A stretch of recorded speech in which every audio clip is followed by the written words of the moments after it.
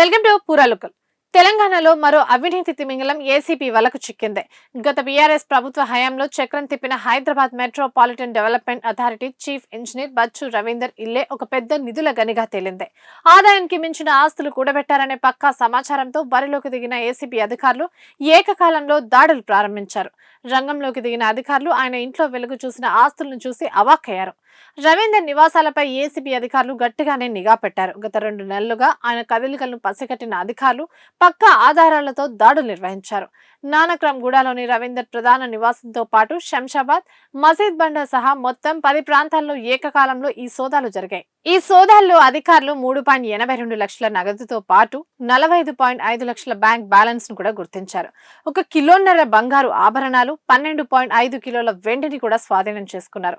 నార్సింగ్, నానక్రామ్ గూడలో 4 విలాసవంతమైన రెసిడెన్షియల్ ఫ్లాట్లు, శంకర్పల్లి మండలం మోకిలలోని శ్రీవారి మిడోస్ లో 1.34 కోట్ల విలువైన విల్లా, కొండాపూర్ మజీద్ బండలో 3 కోట్ల విలువ చేసే G+4 అంతస్తుల భవనాన్ని కూడా గుర్తించారు.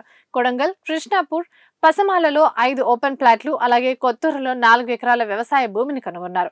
అంతేకాకుండా ఇంట్లోనే 4 లగ్జరీ కార్లు కూడా పార్క్ చేసి ఉన్నట్టు అధికారులు తెలిపారు. ప్రభుత్వ లెక్కల ప్రకారం ఈ ఆస్తుల విలువ కేవలం 9 కోట్ల 24 లక్షలుగా చూపిస్తున్నప్పటికీ ప్రస్తుతం బహిరంగ మార్కెట్ విలువ ప్రకారం వీటి విలువ సుమారుగా 100 కోట్లకు పైమాటే ఉంటుందని అధికారులు అంచనా వేస్తున్నారు.